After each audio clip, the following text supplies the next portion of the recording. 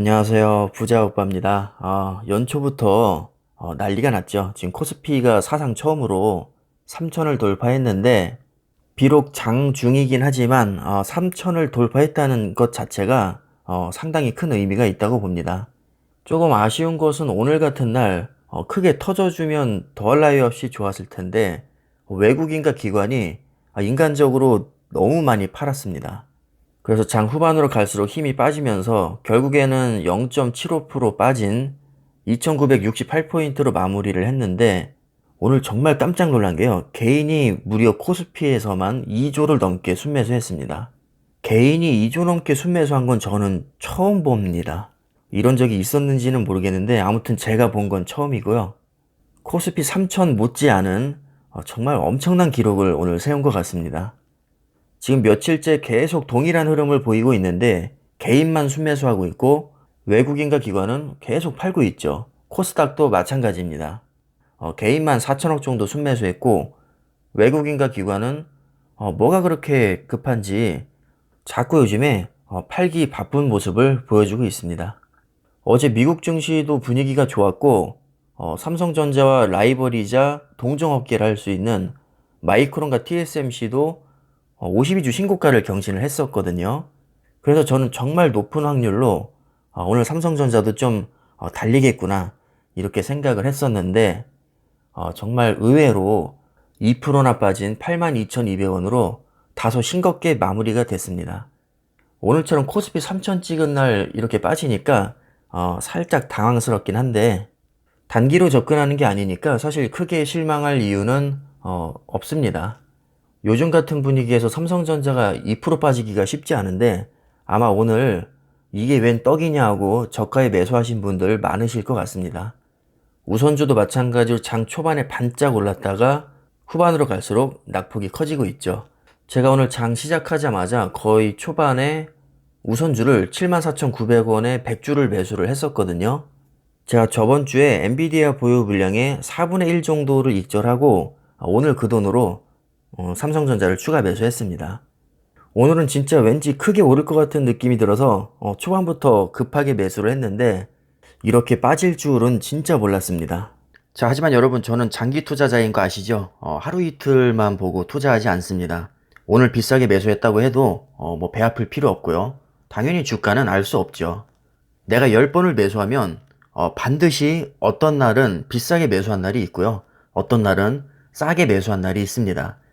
그게 실력이 아니고요. 솔직히 운입니다. 물론 저도 사람인 이상 싸게 사면 기분이 좋고 비싸게 사면 기분이 좀 별로인 건 맞지만 그렇다고 제가 너무 거기에 집착을 해서 뭐 스트레스를 받는다거나 억울해한다거나 그러지는 않습니다. 자, 제 영상을 보시는 분들도 저처럼 장기 투자 하시는 분들이 많으실 텐데요. 조금 비싸게 사고 싸게 사는 거에 너무 신경 쓰실 필요가 없습니다. 어차피 나중에 가면 그거 티도 안 나거든요. 오히려 내가 얼마에 샀는지 보다는 수량을 얼마나 늘렸느냐가 훨씬 더 중요합니다. 혹시 저처럼 오늘 고점에 사신 분들은 속상해 하실 필요가 전혀 없다는 말씀을 드리고 싶고요. 저는 오늘 비싸게 산 게 아니라 100주를 늘린 겁니다. 이렇게 좋은 주식 100주를 늘렸다고 생각하니까 저는 오늘도 밥을 안 먹어도 속이 든든합니다. 라고 말하면 당연히 거짓말이고요. 밥을 안 먹으면 배가 고프죠. 뭐 10만 주, 100만 주를 갖고 있어도 밥을 며칠 굶으면 당연히 배가 고프겠지만 제가 어떤 의미로 이렇게 말씀드리는지 다들 잘 알고 계실 겁니다. 이 우량주가 쌓이는 재미와 든든함은 직접 해보지 않으신 분들은 절대로 알 수 없을 겁니다. 그리고 요즘에 외국인이 삼성전자를 왜 이렇게 많이 파는지에 대해서 질문하시는 분들이 정말 많으신데요. 솔직히 이유는 저도 모르죠. 자, 하지만 몇 가지 추측을 해보자면 최근 메모리 반도체 업체의 가장 큰 이슈는 D램의 슈퍼사이클입니다. 삼성전자가 D램 점유율 1위이긴 하지만 매출 비중으로 봤을 때는 삼성전자보다는 SK하이닉스가 훨씬 더 비중이 높거든요. 왜냐하면 삼성전자는 D램 외에도 하고 있는 사업이 너무나도 많습니다. 뭐 스마트폰이나 5G 통신 장비, 자동차 전장 사업도 하고 있고요. 디스플레이, 모바일 AP, 뭐 이미지 센서, 기타 등등 정말 너무나도 많은 사업을 하고 있습니다. 반면에 하이닉스는 거의 두 개라고 보시면 됩니다. D램과 낸드 플랫인데요. D램의 비중이 거의 70%가 넘습니다. 나머지 20몇 프로가 낸드 플래시, 그리고 정말 티도 안 날 정도로 조금 차지하고 있는 게 뭐 이미지 센서 같은 그런 비메모리 반도체도 조금 하고 있거든요. 실제로 제가 외국인의 흐름을 보니까 하이닉스는 외국인들이 많이 매수를 하고 있더라고요. 반면에 삼성전자는 정말 너무하다 싶을 정도로 외국인들이 계속 팔고 있죠. 뭐 이건 저의 개인적인 추측이긴 하지만 D램의 슈퍼사이클을 맞아서 D램 매출 비중이 높은 하이닉스 쪽으로 조금 더 이동하는 게 아닌가, 뭐 이런 가능성을 생각해 볼 수 있고요. 그 다음에 생각해 볼 수 있는 게 아무래도 삼성전자가 단기간에 급등을 했으니까 뭐 차익 실현을 어느 정도 할 거고요. 그 다음에 2차전지나 전기차가 요즘에 다시 또 엄청나게 주목을 받고 있습니다. 국내 기업으로 보자면 LG화학이나 삼성 SDI, 현대차 요즘에 또 폭등을 하고 있죠. 게다가 LG전자도 요즘에 장난 아니죠. 뭐 국내만 봐도 이렇게 핫한 종목이 많이 있고요. 해외 기업으로 보자면 뭐 테슬라나 니오 같은 뭐 엄청난 기업들이 또 있죠. 사실 정확한 이유는 알 수 없지만 제가 드리고 싶은 말씀은 우리가 외국인의 눈치를 볼 필요가 없다는 겁니다. 외국인이 삼성전자를 팔든 말든 본인의 주관대로 투자하시면 됩니다.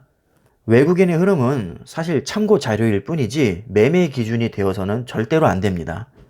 외국인의 흐름에 너무 신경 쓰시기보다는 기업의 가치를 믿고 꾸준히 수량을 모으시는데 집중을 하시는 게 훨씬 좋습니다. 주식에서 가장 중요한 것은요, 기업을 믿고 투자하는 겁니다.